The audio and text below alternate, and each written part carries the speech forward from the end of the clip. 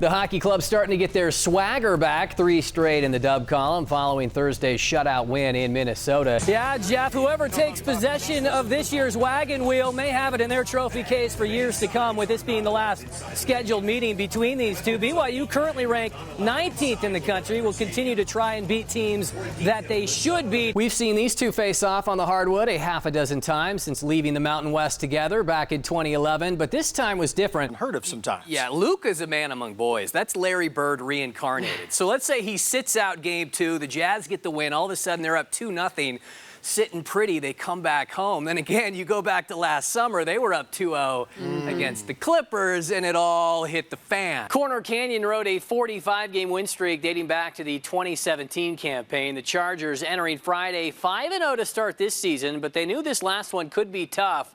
A Week 6 trip to American Fork to break open Region 4 play. Utah remains in a funk, only 2 wins over their last 11 games. The puck drops tonight at 7 o'clock at the Delta Center. You can watch the game on our partner station, Utah 16. One more key note in this game, Utah State starting quarterback Logan Bonner is out with a leg injury, so bring on Cooper Legas, who prepped just up the road from here at Orem High School. So give it to the junior. We'll see if he can spark the Aggies tonight from LaVell Edwards Stadium. Morgan Vance, Fox 13 Sports. Turns out some green pride did show up down in Vegas in plenty. Here's some sights and sounds from Utah Valley's tailgate tonight.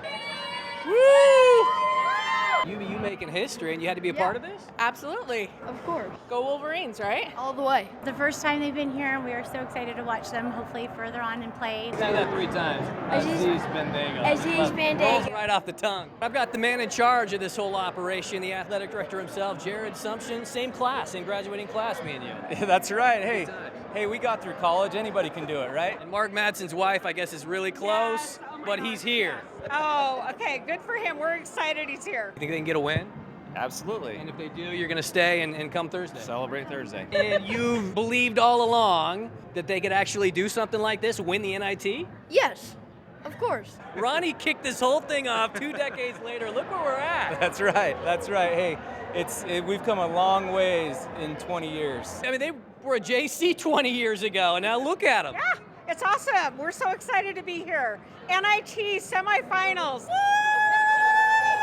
Good day to you wherever you are. Morgan Vance here with another Fox 13 Sports 2-minute. The hockey club last night wrapped up their initial run with Utah on their chest with a 6-1 loss to a club that had plenty to play for. The Blues locking up the final Western Conference wildcard spot out in St. Louis. So what now? I suggest we all finally take a deep breath, namaste out, and reflect on what has been a fun 188 days since the season began back in early October. Am I disappointed not to be able to experience playoff hockey? Sure, who wouldn't be? As loud as the Delta Center got every time the PA shouted, "Go Utah!" I'm sure the decibel meter was bound to shoot up even higher come the postseason. But then again, unless you hit lucky 7s during your first pull of the slot machine like the Golden Knights did 6 years ago, it's no surprise to ride the mediocrity train, as the GM himself predicted from the very beginning. You're going to come to the rink some nights and you're going to say, oh my God, they're going to win the Stanley Cup.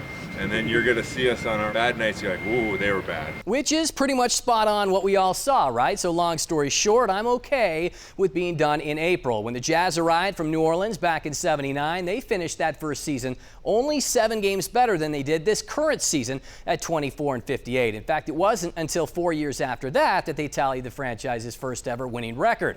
And it was still a few years after that that began the glory days of which we all cling on to this day. So, hockey club, Mammoths, or whatever you want to call them, and hopefully we find out that name very soon. There's plenty to look forward to in 2025-26, because next season there will be no mad dash to relocate and find a house. There will be no, I wonder if Utah, once the shiny new car smell wears off midseason, will really be there to support us. Truth is, it's our team now. So Clayton Keller, Sean Dursey, Mikhail Sergachev, or whatever key piece gets added to the mix next, it's time to buckle down, strap up, and as Wayne and Garth used to say, game on! Game on! Because this time next year, I will be disappointed if we don't make the playoffs.